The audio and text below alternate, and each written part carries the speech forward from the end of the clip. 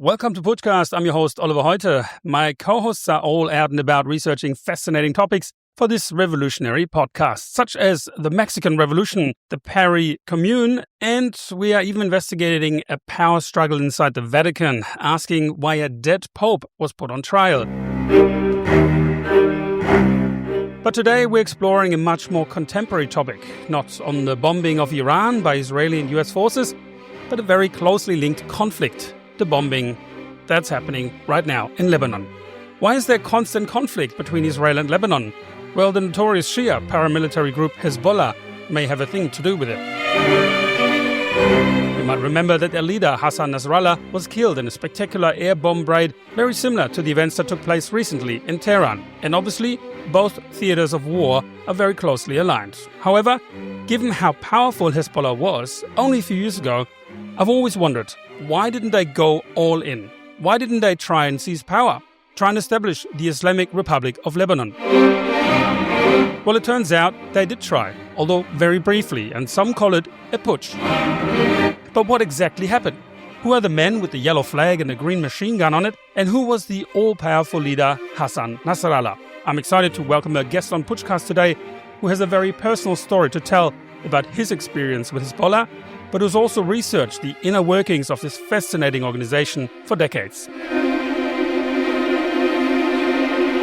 Thank you so much, Oliver. Well, my name is Rami Aycha. I'm a Lebanese Palestinian journalist. I was born and raised in Lebanon. I majored in journalism in 2004. And since then, I continued as a journalist, working over 22 years of my life as a journalist, as a producer, as a news producer, documentary producer. Recently, I've been working as a freelancer to some of the production houses in Lebanon as an executive producer, running ideas, going through several documentaries, organizing work for them. And for context, you are not in Lebanon right now. Where am I talking to you? Currently, I'm in Canada.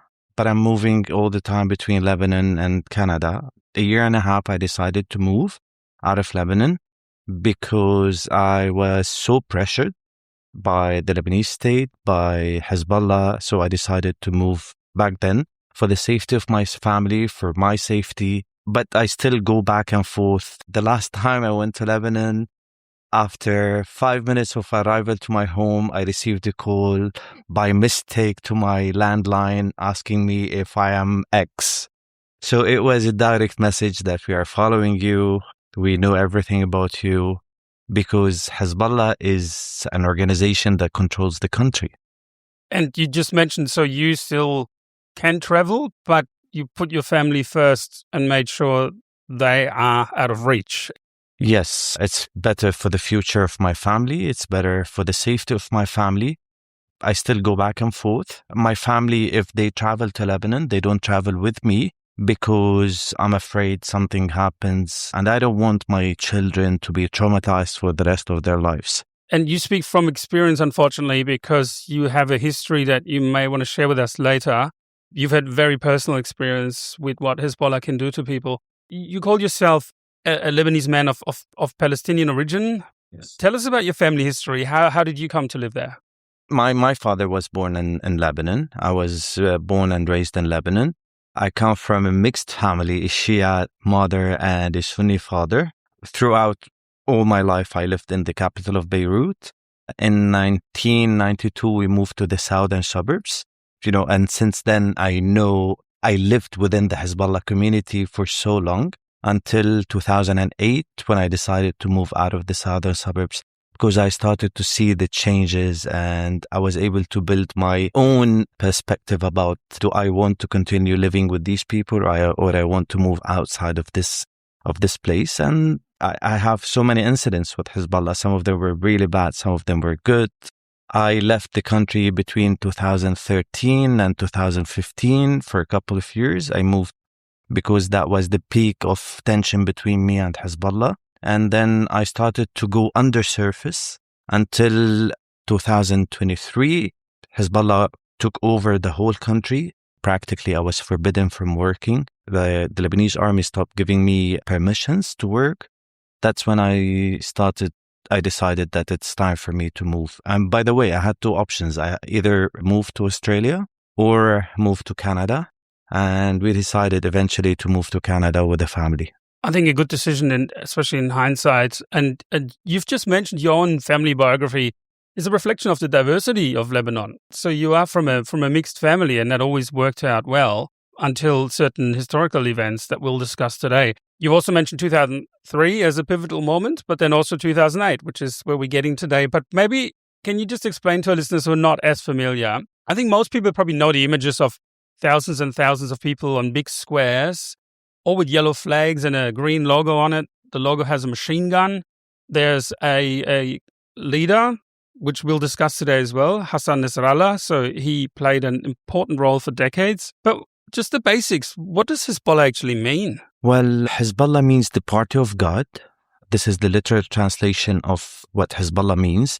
And if you see their flag or the logo of Hezbollah, it's the iron fist holding an AK-47, and below it, it's the Islamic resistance in Lebanon. This is what Hezbollah stands for. And this is why it's extremely hard to deal with Hezbollah, because they think themselves really and practically that they are the party of God, and God doesn't make mistakes. So, but let's go back to the origin of Hezbollah. Hezbollah was first established or founded in 1982. It was a kind of a secret movement or underground organization that no one knew about. They were the ISIS of the Shiite community. So we had ISIS for the Sunnis, and then we had Hezbollah as the ISIS of the Shia community.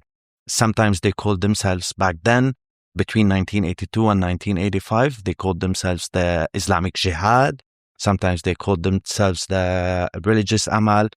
People didn't really know who these people are. They only knew some of their operations. They attacked the Marines and the French paratroopers. They killed 300 people. They killed 300 soldiers. Then they did attacks against the U.S. Embassy. Then they did attacks against the headquarters of the Israeli bases, the main base of the headquarters of Israeli forces in Tyre. And then they kidnapped several journalists. So it's exactly as ISIS did or used to do. You just mentioned the year 1982 as the founding year. So we actually there's a founding story. Historically, 79, everyone knows nowadays, that's when the Iranian Revolution happens. So we've got a new regime in Tehran, also Shia. And then we've got, is it the height of the Lebanese civil war around that time? Or what was Lebanon like in 82? 1982 is the year of the Israeli occupation to Lebanon. There happened an Israeli invasion to Lebanon in 1982. And they were able to take control of all the country, and they expelled the PLO, Palestinian Liberation Organization, out of the country. And then that's when the Christian militias took over the country. So that's exactly the context of when Hezbollah was created and when Hezbollah was founded. And just so you know, so many of Hezbollah's military commanders were part of the PLO, of this Palestinian Liberation Organization, before they became religious, before they became pro-Iran, before they became, they founded the so-called Islamic Jihad back then. So the word resistance fighter then makes sense, because they were actually resisting the Israeli occupation and also the dominance of the Christian militias at the time. Yes, exactly.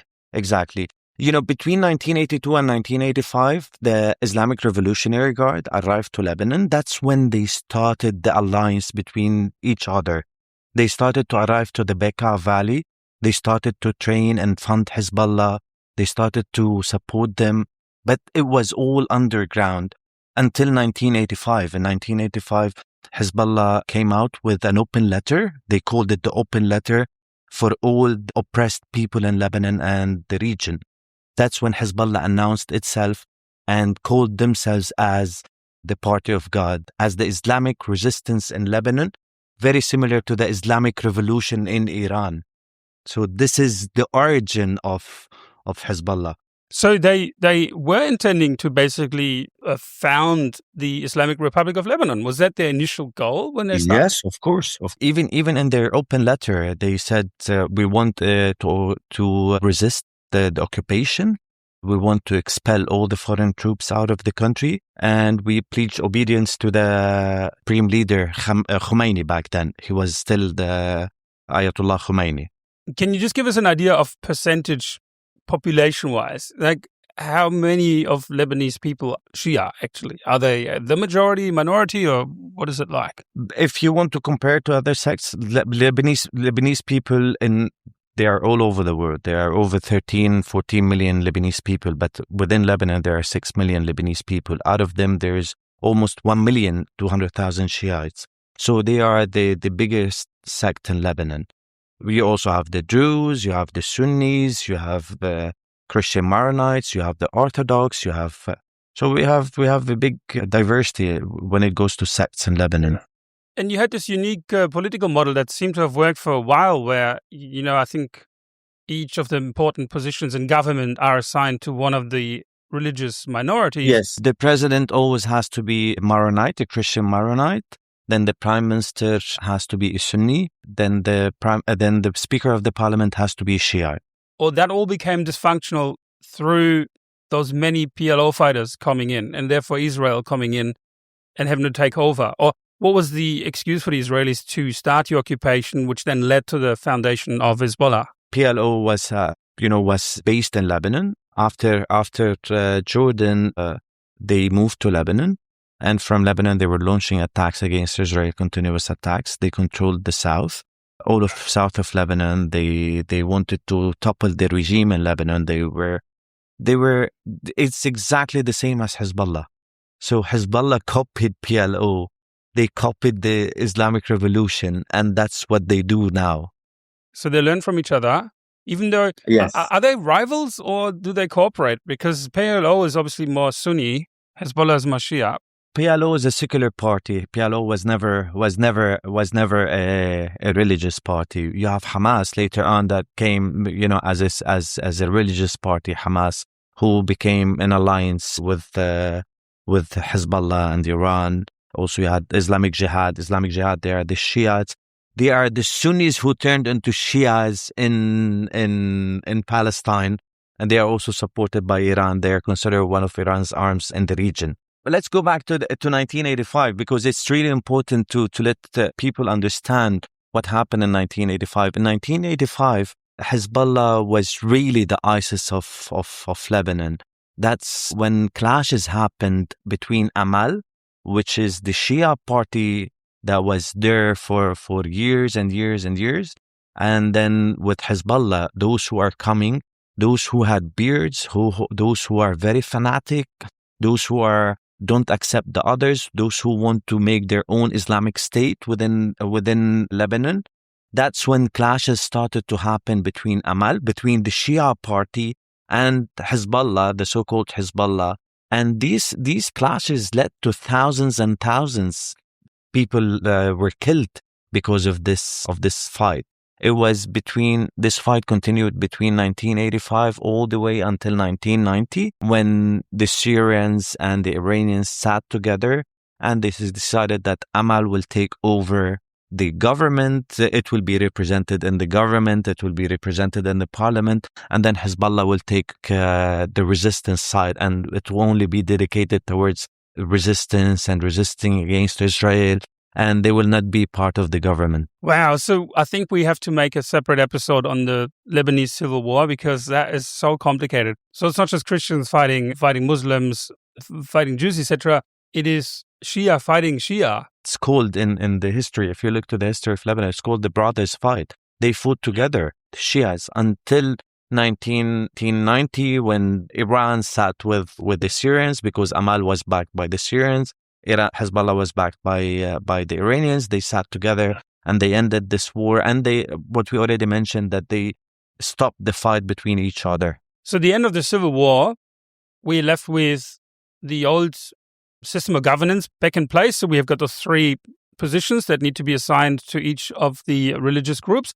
However, we're also left with a divided Shia community, where the moderates, the Amal party, ended up striking a power deal, and they are representing the community in parliament, so on the legal level.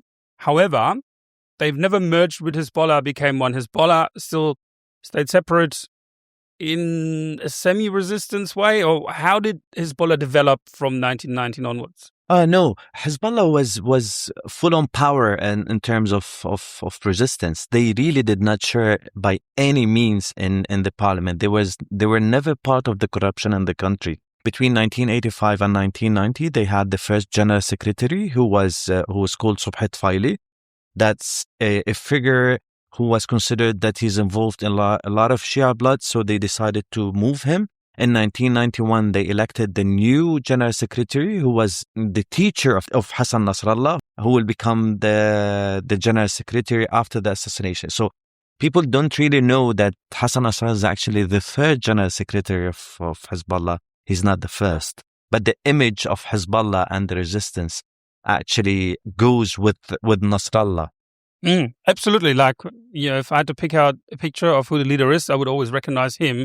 I'm not sure if I recognize anyone else. Again, so 1990, 91, Lebanon is finally at peace. Probably not in a good shape after over a decade of civil war. However, everyone got a deal. They revert back to the old political system that seemed to have worked. And Hezbollah came out strong from this conflict, or what shape was Hezbollah in 1990? No, they were extremely strong. The Taif Accord that ended the war in Lebanon actually put Syria, was under the umbrella of Syria. So Syria was controlling everything. So Syria didn't even allow the leftist parties or the Palestinians to go to the south to make any type of resistance. It was like a monopole for Hezbollah. It was only Hezbollah, the one who is allowed to do the resistance. And that's when the image of Hezbollah started to rise. In 1992, we had the first confrontation or the first war between Hezbollah. It was in September 1992, was the first confrontation or war or operation between Hezbollah. Hassan Nasrallah became really weak, not accepted by people. I remember myself, my mom was very angry when Nasrallah came. Abbas al-Musawi, he was the strong figure who wanted to represent the Shias, who wanted to raise the voice of Shias, was assassinated. So when Hassan Nasrallah was elected, everyone was shocked that he's very young, he doesn't know what to do. A few months later, the forced war breaks between Hezbollah and Israel, and Nasrallah wanted to prove to everyone that he is a very strong person, and he was the first one who launches the rockets deep inside Israel. That's when he started to surprise people. And that's when he started to rise. He was the humble person, talks to everyone, who's open. He cares about no power sharing. He doesn't care about this. He's dedicated to the resistance. At the same time, Syria was doing the dirty job for them, preventing anyone from doing any type of resistance. 1994, 1996 was the second exam for Hassan Nasrallah because there was another clashes of war between Hezbollah and Israel. Hezbollah won again. They started to do many operations. And by the way, I want to tell you something about 1994. 1994, I still remember very well. My father was the teacher of Hassan Nasrallah. When Hassan Nasrallah was a child, your father was his teacher. No, my father was the director of the school. He didn't directly teach him. He was the director of the school. He's coming from an average Shia family that was expelled from its home in the south because the south back then was occupied. They were living in a Christian neighborhood called Al-Nab'a, Burj Hammoud. The school that my father was assigned to, it was the public school. Okay, and then many years later, in the 1990s, 1994, you were there with your father. Your father was still the principal. And then Yes. Nasrallah came to visit the school. And we were just passing by his convoy. He saw my father in the middle of the street. He stopped the convoy. He goes down. He says hi to my father, as a director. So this is the image of Nasrallah. Everyone loved him. Everyone respected him. He's a very important person, but at the same time, the very humble person. 2 years later, Hezbollah goes into a war. They win the war against Israel in 1996. And they managed to reach into an agreement with Israel that they stop launching rockets on each other. And then the occupation was still there back in 1996. And then in 1997, people adored Hassan Nasrallah, became the role model of everyone because his son died in an operation for the resistance. In 1997, his son dies. I remember me and my brother He did the funeral openly. He met everyone. Everyone was going to in the street to pay respect for him. They just opened, in the middle of the street. People he was standing, and people would go shake his hand, pay respect for him. I remember me and my brother, just little kids, do you want to go say hi to Nasrallah? Let's go say hi to Nasrallah. And then we go to the Shura, which it's their headquarters. Next to their headquarters, we shake his hand, and then we're like holding the hand. Look, we shook the hand of the hero. For us, he was a celebrity back then. Unlike many other leaders who would never send their own kids to the front line. Exactly. He actually he was lost never his son involved as well in corruption. Because he wasn't part of the Lebanese government. Exactly. Yeah. So there is a success story there that I can see already, because the Lebanese government, since the end of the civil war, never managed to shake off corruption, I assume. It's always been very difficult to do anything above board. Everything was done backroom deals. Money starts disappearing. No one knows where it goes. But here's this organization that seems to have some integrity, Hezbollah. Okay? Exactly. And so they grow in popularity. However, the funding of that, because everything costs money, did that always come from Iran? Yes, this is the idea. They never needed to be part of the corruption or to be part of the system, because since the day one, they were funded, trained by Iran. Iran was sending them over $1.2 billion every year, which is almost the same budget of the state. Podcast. Follow us on Facebook or Instagram to find out about the latest coup coming your way. You're listening to Podcast, and we're talking to Rami Aycha, who is Lebanese, but talking to us from Canada because he moved his family to safety, but still travels back and forth to the region and works as a journalist and has many, many decades of experience with Hezbollah. And as we've just learned, experience dating back as far as the 1990s, when he went to school where his father was the principal, and he met the leader, Nasrallah, in person, who was very kind and very popular at the time. However, things moved on. Lebanon never really calmed down as a political unit. There was always conflict.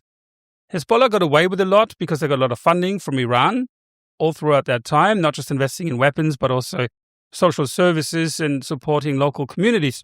But then there was a key moment leading up to the event that we're talking about today. As a convoy took Rafic Hariri along this route in downtown Beirut, none of his heavily armed bodyguards realized they were traveling behind a vehicle packed with explosives. And then this. His assassination created carnage. 2005, Rafic Hariri, I remember that quite well. That's a very devastating attack. It wasn't like someone put a bit of poison in his drink. It was very violent, very in your face. It was a statement. How did it come to this? Can you just explain this? Because if Hezbollah did so well until then, why so openly, aggressively attack the government? Did that have any consequences for the people behind the assassination? Yes, actually, the decision was taken to assassinate Rafic Hariri because he was behind the resolution 1559, because he reached to a point that he's fed up from negotiations, under table dialogue with Hassan Nasrallah, because he had so many good relations with the international community. He was the one behind the 1559 resolution, which actually prevents Hezbollah from carrying weapons, which actually forces Hezbollah to hand its weapons to the Lebanese government. That's when the decision by one of the branches in Hezbollah, it was Imad Maghniyi, and it was, who is the historical intelligence and military commander of Hezbollah, the Mustafa Badruddin, who is the brother-in-law of Imad Maghniyi as well. So they were the ones who took the decision to assassinate Nasrallah without knowing. Nasrallah was the image since 2005, but we had so many branches in Hezbollah that Nasrallah cannot control, and it's exactly the same until this moment. You've spoken about all those branches. You also spoke about your family. You know, your father was quite impressed by him. Your mom was a big fan once he, put the Israelis in place in the 90s.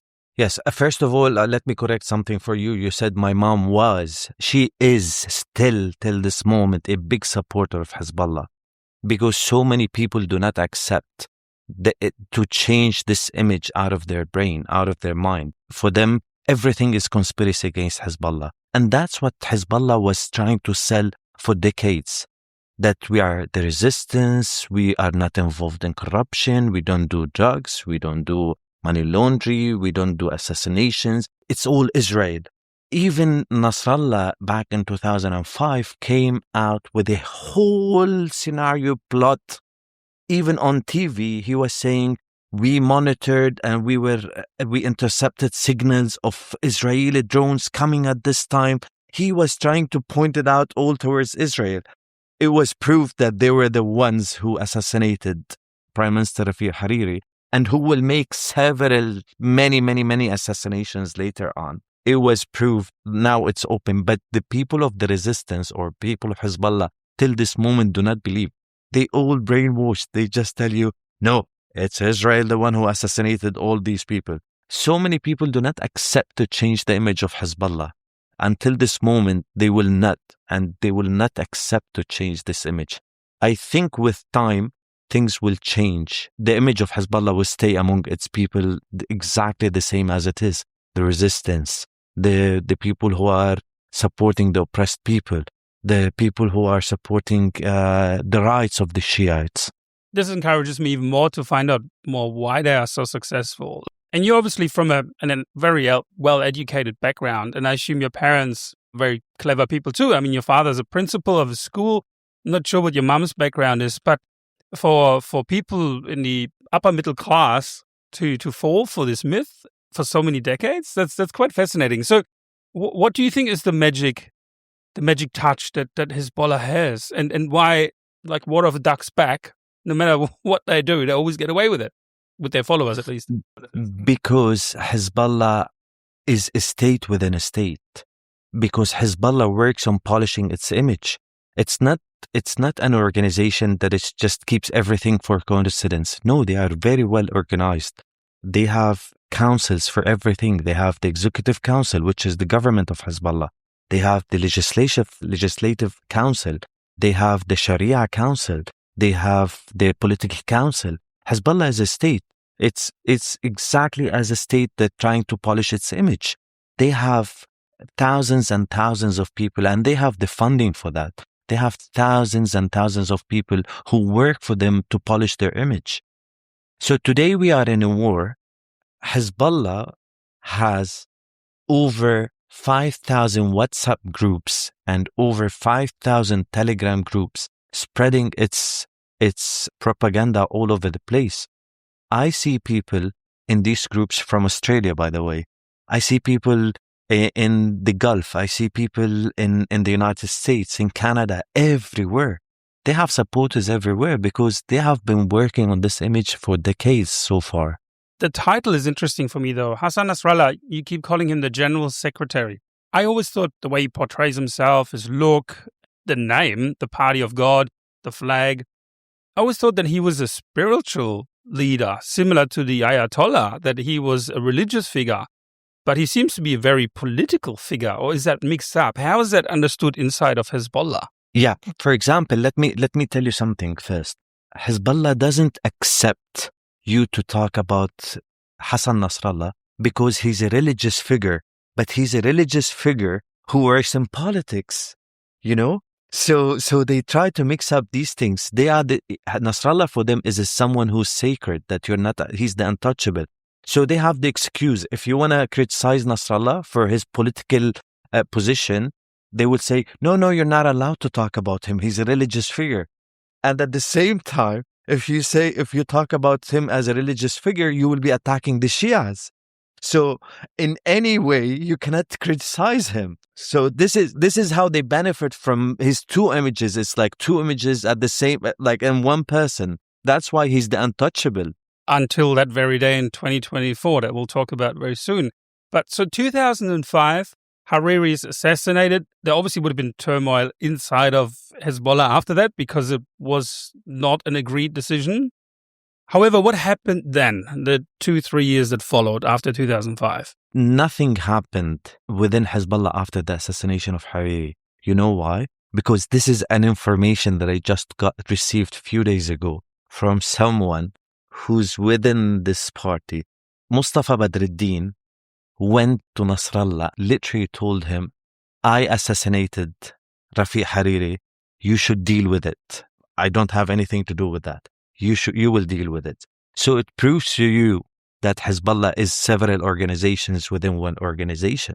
It also makes me wonder if Nasrallah was the actual leader, or was he just a figurehead? Nasrallah was always the image of this party. And that's why they work a lot on not touching this image. They really work a lot and like, no, you're not allowed to touch this image, because they wanted to keep this image. And behind it, you have the party that it's in 2006 will go into a war and then will eventually again win against Israel. In 2006, after Hariri's assassination, there was a kind of a national dialogue that nobody wants to take the country towards civil war. So they started to meet in the presidential palace. Nasrallah participates personally in these meetings. And he promises them, we will not do any operation, we will not do anything. Let the immigrants come, the country will rise again, we will have a lot of, like, a very promising summer. That was the promises Nasrallah gave. A couple of months later, Mustafa Badruddin again takes the decision, and he goes and he makes an attack against Israeli soldiers, and he kidnaps 2 of them. And that's when the war started. So what you just said about Nasrallah necessarily not always making all the decisions. Sorry, who was the man who does all the bad things and then tells him after? What was his name? Mustafa Badruddin. Mustafa Badruddin. I get the impression now, I think I'm starting to figure out Lebanese politics here. So whenever you screw up and done something that is not favorable for your image, you just go after Israel, score there, and then everything will be good again, because that's the only thing that matters. And that then led to the cross-border activities where I just had to look up the names, but I remember them very well from the news. Ehud Goldwasser and Eldad Regev, the 2 Israeli soldiers, were captured, taken hostage. That then led to that 40-day war or so, which Hezbollah claimed victory in. And unfortunately, those 2 men were then returned as dead bodies in 2008. And as soon as Hezbollah achieved that, not just in the country, but abroad, you said they are just being celebrated. They get away with anything, really. Yeah. That's how it works. Okay. And then you mentioned before that, Nasrallah goes on television and other leaders, and they talk to the nation through TV, which is very crucial for the event we're talking about, because Hezbollah owns their own TV stations and communications networks, right? Yes, they own everything. They own the country, in my opinion. They don't only own, they infiltrated and they created other media stations as well that they claim they are not part of it, but they are funding it. So Hezbollah has officially Al-Manar, which is its own TV station, Al-Nur, which is own radio station, but then it funds tens and tens of politicians and journalists to polish its image. And they created Al-Akhbar, Al-Mayadeen, Al-Ahad, you name it. Nowadays, you will find tens and tens of podcasts of internet TVs, and it's all funded by Hezbollah. All of them, they are serving the image of Hezbollah, or they trying to polish the image of Hezbollah, still with the same old thing. Resistance, against Israel. It all goes like this. Just to clarify for any listeners, Pushcast is not funded by Hezbollah.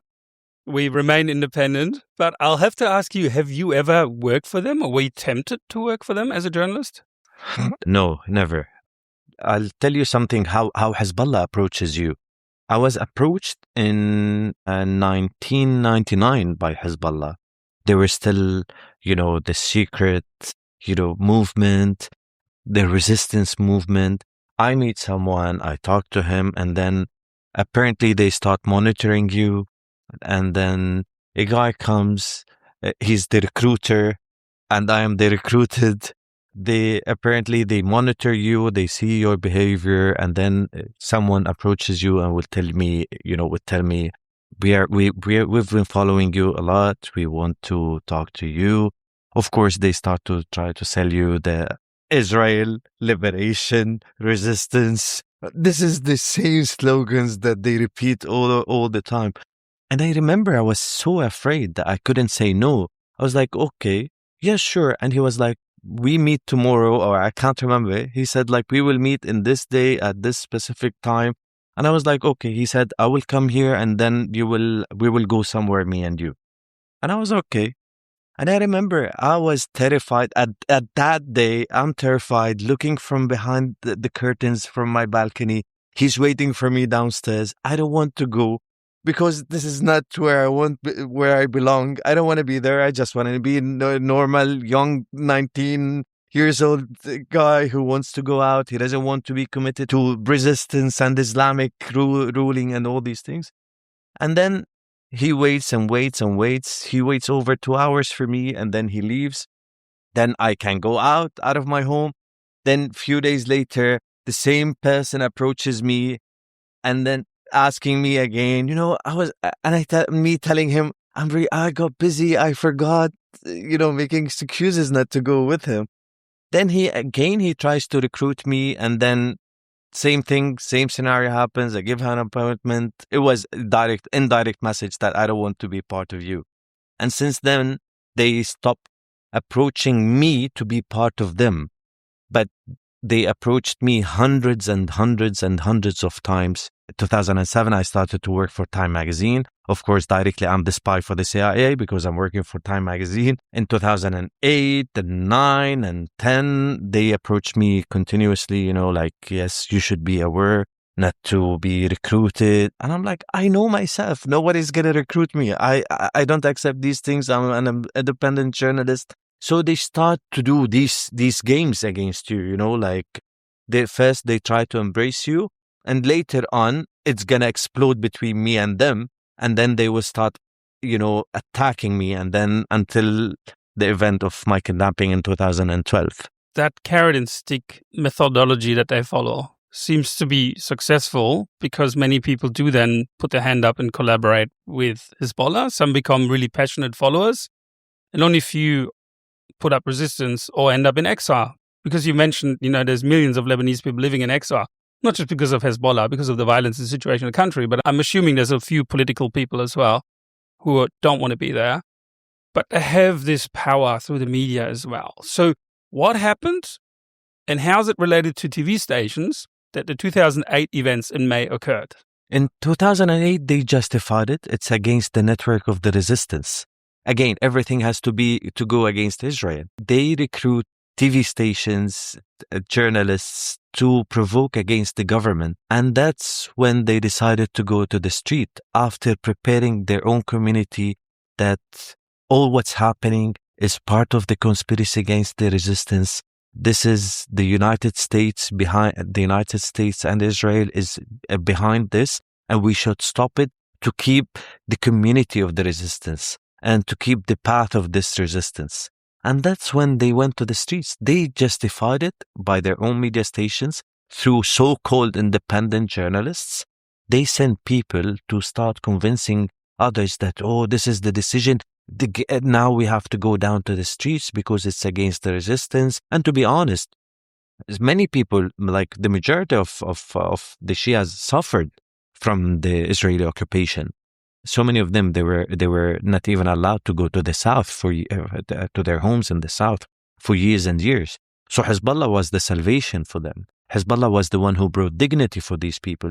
So that's why they will always support him, because they were able to go back to their homeland. In 2008, Hezbollah prepared its own community of what they are going to do. And this is something, by the way, they still do it till today. They prepare their own community because the most important thing for them is to keep the hosting community, because as long as there's a hosting community for Hezbollah, Hezbollah cannot be defeated. Yeah, regimes collapse usually when people stop believing in it, right? So as long as they have buy-in and people are supportive, they let them hide in their houses, they store ammunition for them, and they spread the message, obviously. What was the trigger moment in 2008 that led to the event we're talking about today, when Hezbollah actually briefly tried to seize power in Beirut? Yeah, the events were the decisions taken by the government after they considered the telecommunication network of Hezbollah an illegal network, after dismissing the chief of security in the Beirut airport, and after trying to take out the cameras of Hezbollah that were on the runway of Beirut airport and on the entrance and exit of the Beirut airport.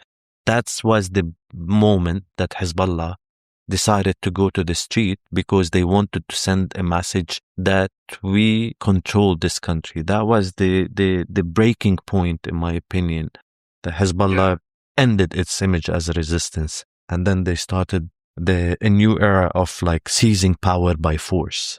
In any other country, that would be the most obvious situation, right? That the government has authority over the airports, over the TV, radio stations, or not authority, but at least that they're not in control of a competing party that is trying to counter whatever the government does. And so there must have been a very brave prime minister there at the time who was then willing to take on Hezbollah. Or how did that come about, that the government finally stood their ground and said, this is it, no further, and we're actually going to try to reduce your power in the country, i.e. shut down your communications networks and other things? What led to that? It all goes back to 2005. We had governments that they are... Hezbollah is part of it, but they are not the majority inside the government. So they don't have the blocking veto or the blocking third, which Hezbollah will get after 2008 all the way till 2024. The blocking third or the veto of taking any decision, because let's say the government is 10, they have 3. If they have the third of the government, always had the third of the government after 2008.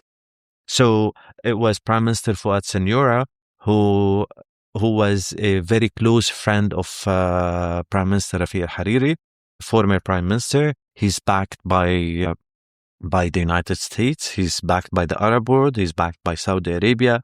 And it was the first attempt to really stop Hezbollah, because I think they knew that everything will reach to what we are in now. That is the geopolitical context. Very interesting to hear who backed the Lebanese government, and we all know who backs Hezbollah.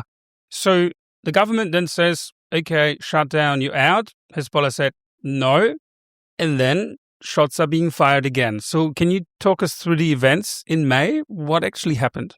One day before the clashes, it was the 6th of May, I go to the side of Future Movement, because mainly it was against Future Movement, who is the party of the Prime Minister. And they had their own television station called Future TV, yeah? Exactly, which Hezbollah first thing they burned later on during the May clashes.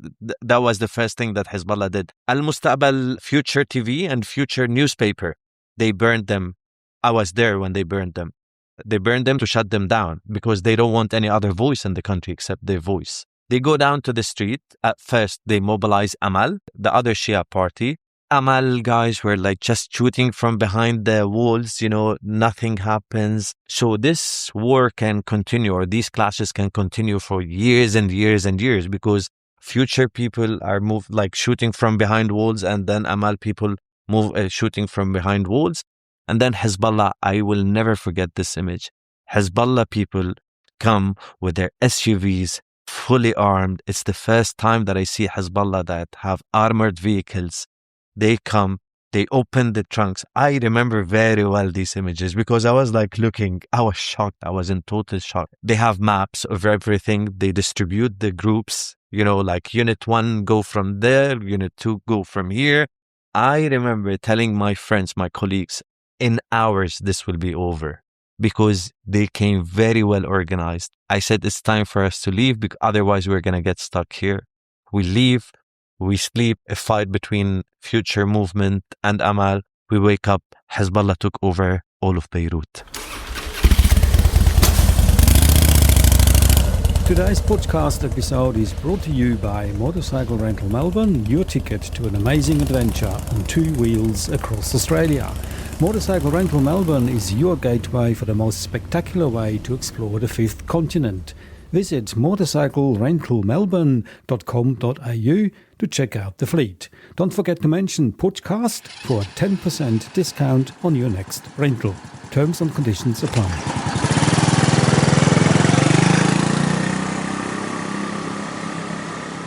So they seized power. as simple as it is. Textbook. Yeah. That is then the key moment when the Hezbollah emerged that we all know now. So this military organization, where you're saying that until then it was more hidden, like they weren't as openly, especially on the streets of Beirut, militant as they are now. Exactly. And then why are they no longer in power if they seize power? What happened that Hezbollah must have retreated eventually because it didn't become the Islamic Republic of Lebanon, which I could have created on the 7th of May? Because it's impossible to declare the Islamic Republic in Lebanon. Otherwise, you have to kick out all the Christians, all the Sunnis, everyone. It's impossible. You have to expel hundreds of thousands of Christians out of the country to actually create your own Islamic state. So they've taken charge, they're taking power. However, they're well aware that this is not some sort of desert. This is a very multicultural country with a very long history. They could have become separatists and start their own country inside of Lebanon, which they already do, but I mean with their own borders and split off from Lebanon. So that was never a thought? You don't have to seize power by taking over everything. You can actually do whatever you want in this state and everyone follows you. That's all what you need. Why to take power if you're benefiting from the whole state? Just a very naive question. I've learned a lot today.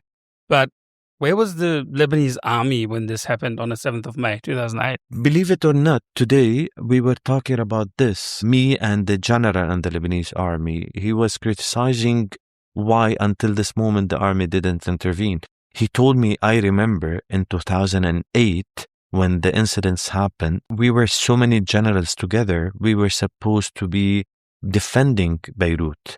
But then the army decided, because it has so many sects in it, so there was a threat of being divided. And that's when the army decided not to intervene. They were like, the army is very weak. We are not going to let the army get divided again, because the army back in the civil war was very divided. So many generals, we said, we will not accept Hezbollah's invasion.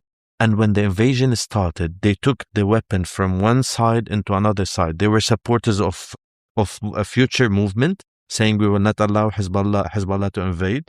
When Hezbollah won, they were like, okay, we are now supporters of Hezbollah. So they shifted sides like very fast. Obviously to preserve their own lives as well. But then also, like you said, people aren't interested in another war, I guess, as well, after so many decades of civil war.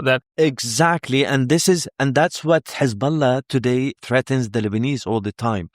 If the army intervenes, then this means the army is going to get divided and a civil war is going to happen.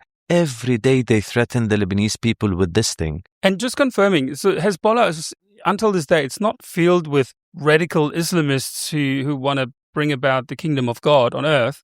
It's full of everyday normal people that, like you, were approached at some stage in their younger lives, who have received benefits in some way or form, and they just support this cause. After 2008, everything changed. Hezbollah was still calling itself a resistance. After 2008, they started to be part of the government at all times. They started to be part of the system.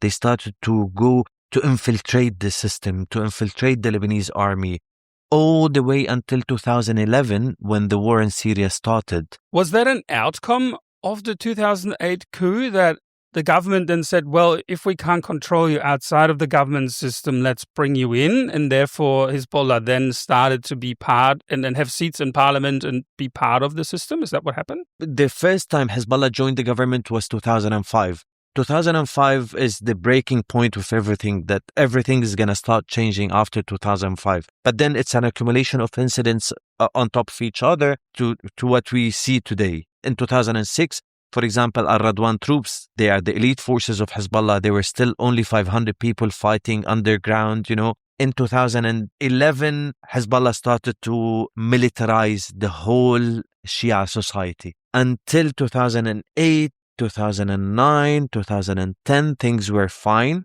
After the year 2010, the Arab Spring starts, and then they started militarizing the whole society. They started bringing in all the Shia guys. No, you're the untouchable, and you're 18 years old, and you're getting $500 a month, and you're getting free education for your children if you get married, and then free hospitalization. That's what Hezbollah provides. And that's why so many people were dragged into Hezbollah after the year 2008. And how was it then resolved? So they're still in power. They're sitting on all the levers of power in Beirut in 2008 in May. How were they convinced to step down again? What happened there? It's not that they were convinced. They simply went to Qatar, and we did the Doha agreement. It was agreed that of the formation of the National Unity Government, which gave Hezbollah the blocking third or the veto within the government. And since then, Hezbollah has the veto until the very last government. That Hezbollah, even after this war, the 2024 war, they tried to get the blocking third, but no one gave it to him, because they were so weak to ask for it. So they came out so strong out of the 2008 coup that, like you said, they didn't need to take over power. They had it anyway. They get all the benefits from the multicultural, multi-ethnic society. They can do all their business in the background. They gained power through the blocking veto rights. Then they started to militarize society. However, I also remember the Arab Spring occurred during that time in the early 2010s. And we all know that the Syrian civil war started just across the border. So Syria was obviously distracted. And was Hezbollah affected at all by that? Did it benefit from the Arab Spring, or did it just pass them, or was it a disadvantage to them? Do you remember? I remember covering a speech for Nasrallah. That's when, in my opinion, they revealed the ugly face of a sectarian party. And I remember very well, I was sitting like this. And then he started to talk about Bahrain. He talks about Tunisia, because in Bahrain there are Shias who are doing the revolution. He talks about Yemen. Okay, of course, it's a revolution because also the Houthis are part of a sect within the Shia. And then he starts talking about Saudi Arabia. We had few incidences in Saudi Arabia. They were also Shia. And then we talk about Egypt, and he says it's a revolution. And then it goes to Syria, and he says it's a coup. It's a conspiracy by CIA, by the foreign intelligence, and they want to take over Syria because if Syria falls down, because it's the Alawite party. So against the Sunnis, Sunni ruling governments, it's like it's a revolution. When it goes to the Alawite, it's like the coup. I remember very well these moments. I was in the middle of the speech and I was like, I'm out of here. I don't cover anything for these people anymore. It's insane what will happen for many years to come. And I was very true, because Hezbollah decides later on, saying Syria is the backbone of the resistance. If Syria falls, he tries to sell his propaganda. If Syria falls, then the resistance falls, then Jerusalem falls, then Al-Aqsa falls. And he tries to put huge slogans, and people believe him. I remember very well. I was shocked from their true face of Hezbollah. That was a very, very, very sectarian face, a very ugly sectarian face of Hezbollah. And then Hezbollah fully opened its doors because they needed fighters. Fully opened its doors. They were bringing all the Shia guys, like from all over the place. They started to have networks in the Gulf states, in Saudi Arabia, in United Arab Emirates, in Kuwait, in Yemen, Oman, all over the place. They started to attract fighters from all of these countries to fight with them. And then they ended up with more than 7,000 young guys killed in a war that they were not supposed to be involved in. It's because Iran asked them to be involved in it. They have an army of handicapped people who lost their eyes, their hands. Back then, if you go to the Shia neighborhoods, you will see it full of posters. Wherever you go, you will find posters, as if you're going to a museum of posters. People were killed in honor of the resistance, Hezbollah did so many bad things they harmed their own people before harming others.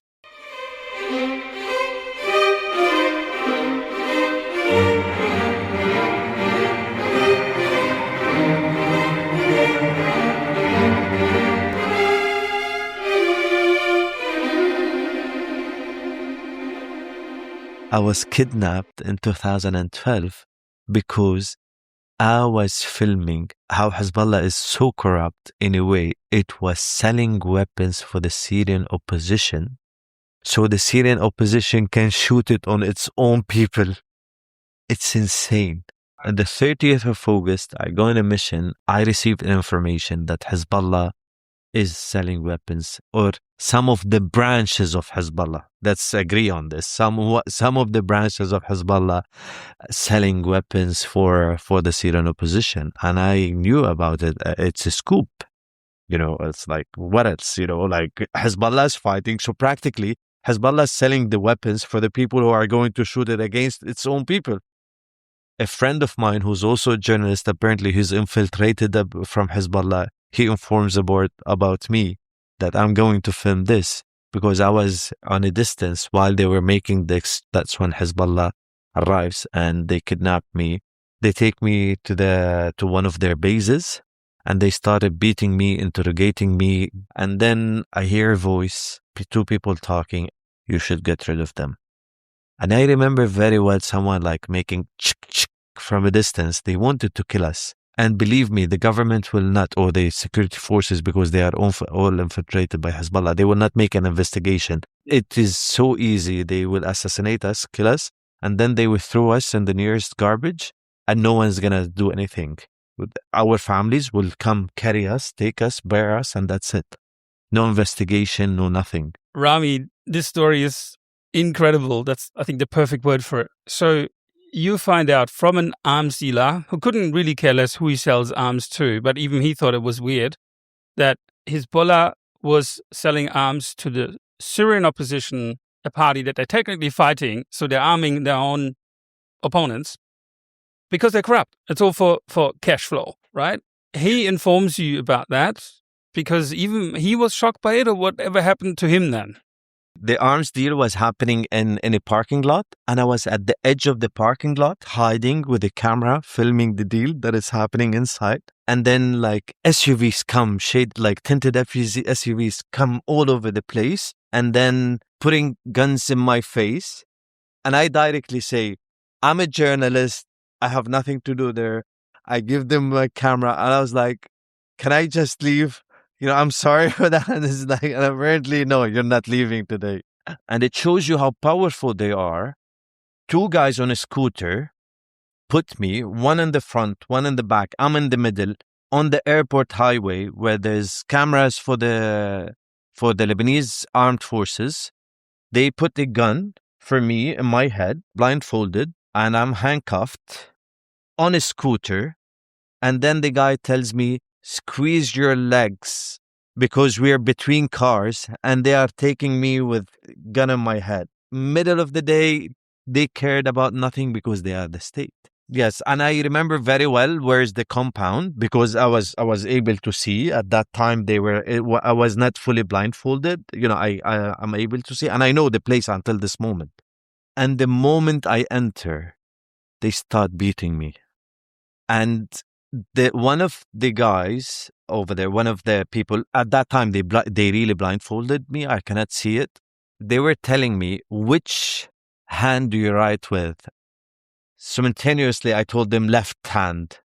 So they put my hand like this and they start hammering it with weapons. You will not write in all of your life. We will not allow you to write anymore.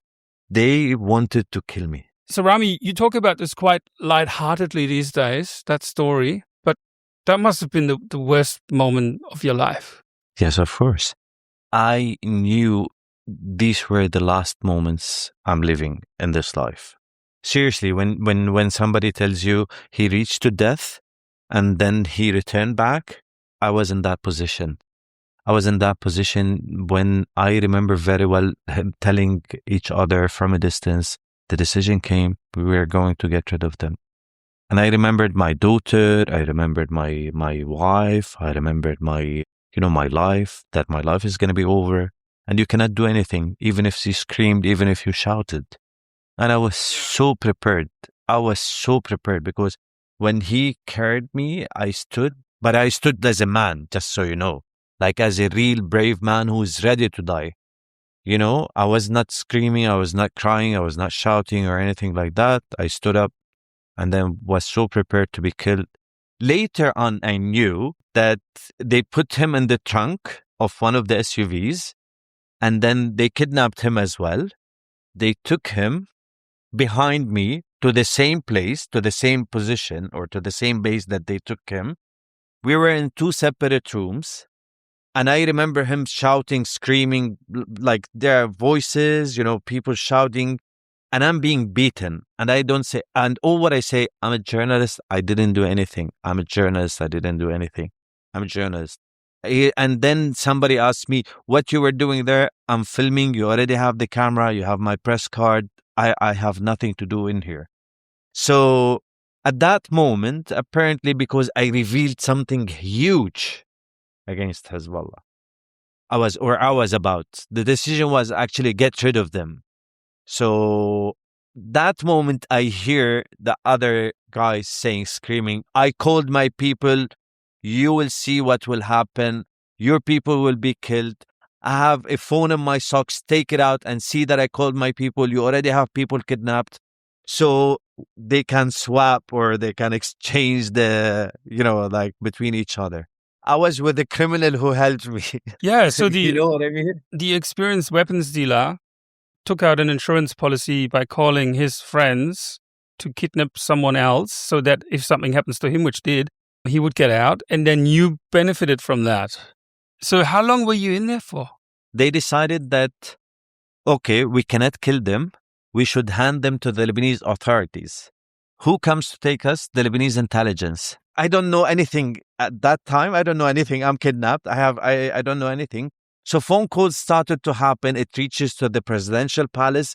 Then the president interferes in our case because there are people who are going to be killed if we get killed. And that's when they decide that they will hand us and them to the Lebanese intelligence. So they are released and we are released. Have you ever thought about turning this into a movie? This is unbelievable stuff. Yeah. So they decided to hand us to the Lebanese intelligence. The Lebanese intelligence, they come out of the blue. I didn't do anything. They start beating me again. They start beating me for no reason. I had broken ribs all over my body. My face was full of bruises. Like really bad, I remember I couldn't talk for some time. I had swollen lips, blue eye. There was blood in one of my eyes. My knee till this moment hurts because I was beaten on my knee as well. It was really bad, really bad. If you see my back, red and blue, it's like multicolored. And then you go through this to then experience the exact same thing again at the hands of another military. Yes, the Lebanese intelligence is so infiltrated by Hezbollah. All over Lebanon, we have the Lebanese intelligence, and we have part of the Lebanese intelligence that's called Maktab Amn al-Dahi, which is the Southern Suburbs Security Office for the Lebanese intelligence. Who appoints the members and the head of this office? Who follows the intelligence? It's Hezbollah. They are pure Hezbollah. So the moment I enter, they started beating me to the office, to the Southern Suburbs Security Office. They beat me in the car with their weapons. And then I remember the moment I go out of the car, they start beating me and I'm blindfolded. I cannot see anything. And they put my head like this on the wall and I have broken nose and then blood goes to the ground and it's like tick, tick, tick. And then you see it's going big and bigger and bigger and bigger. And then the officer comes and he is, oh, we are very sorry. You are the journalist, right? And I'm like, yes. Yeah, I'm the journalist who's full of blood, not to forget this moment. I still have my shirt till this moment because I always want to remember what they did to me. Was there any chance of breaking that story afterwards? I probably shouldn't ask, but was that ever published that actually happened? The arms deal? No, the story of the arms deal? No. After beating me with my camera, because they were beating me in Hezbollah's base, they were beating me with the camera. They were like, "You're coming to film the resistance." And then he carries my $2,000 camera, and then in my head, and I'm like, all what I remember telling them, "I'm very sorry. I'm sorry. I will not do it again. I will not do it again." That's all what I was saying, And then they take out the memory card, and then they hand it to the Lebanese intelligence, telling them, "We don't steal anything. That's what we found the camera. That's the camera we found with him. Let him take it with him." And that was the evidence that I'm not involved in this, by the way. That is your personal story.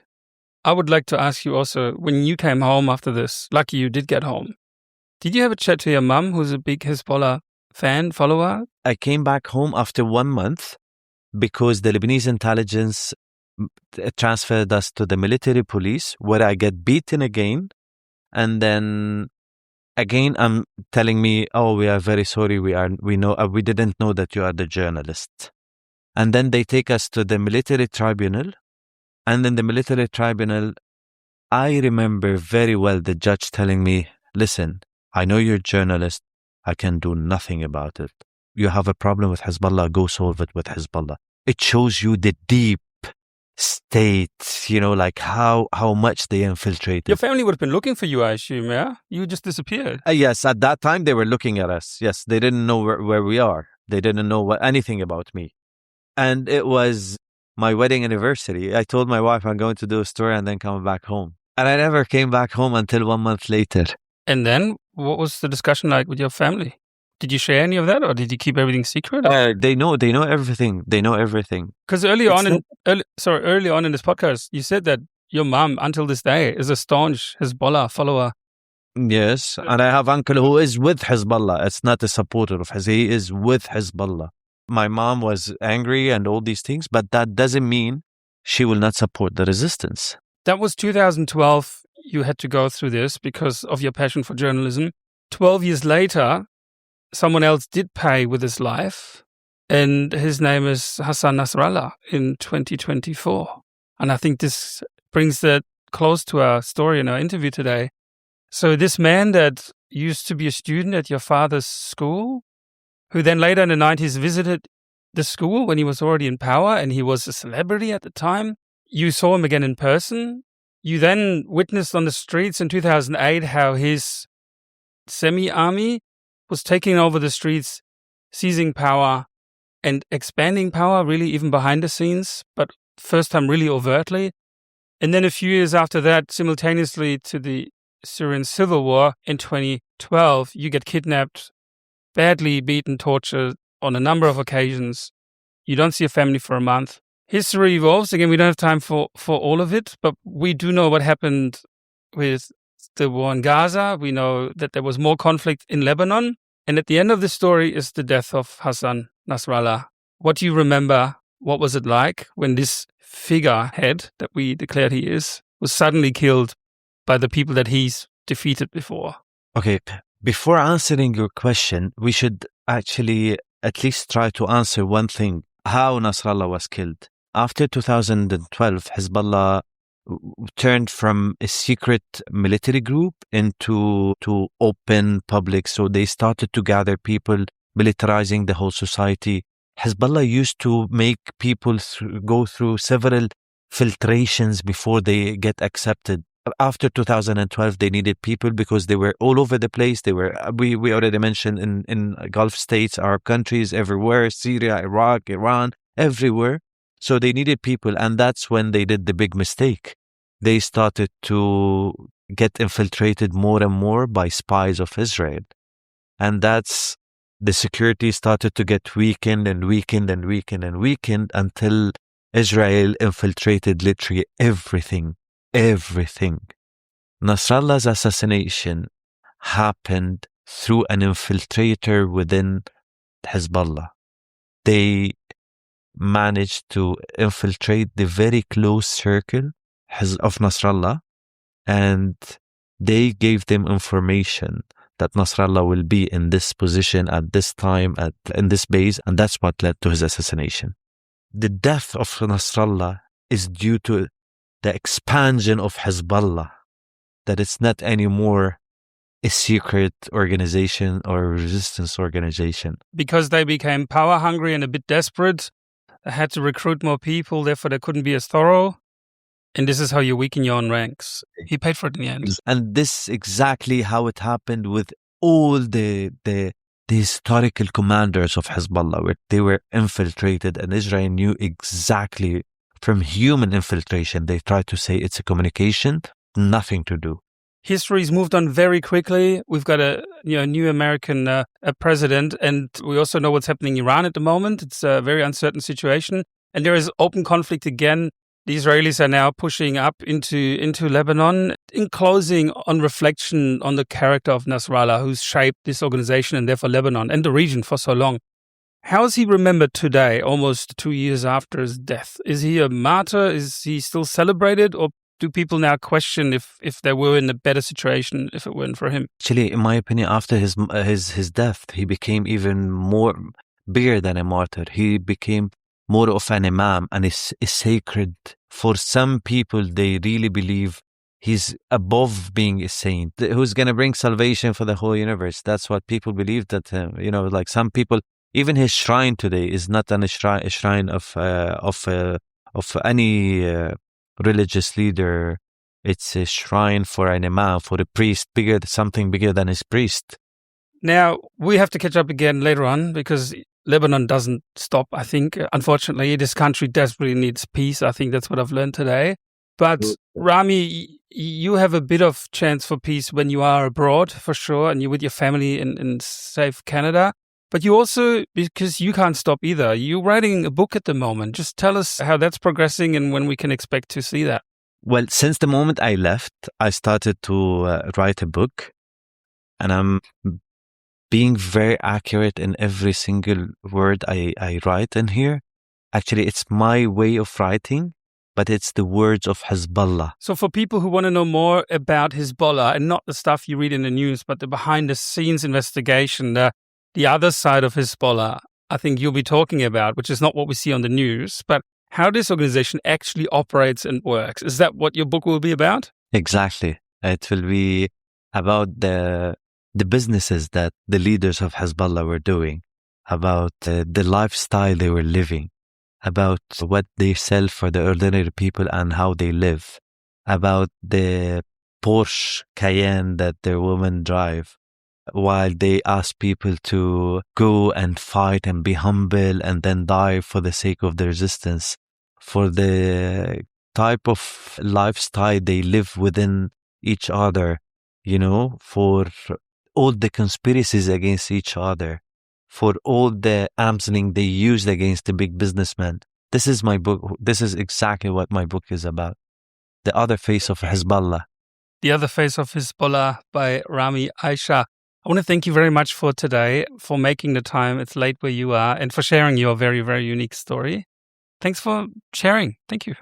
Thank you so much. Thank you, Oliver. Podcast. Follow us on Facebook or Instagram to find out about the latest coup coming your way.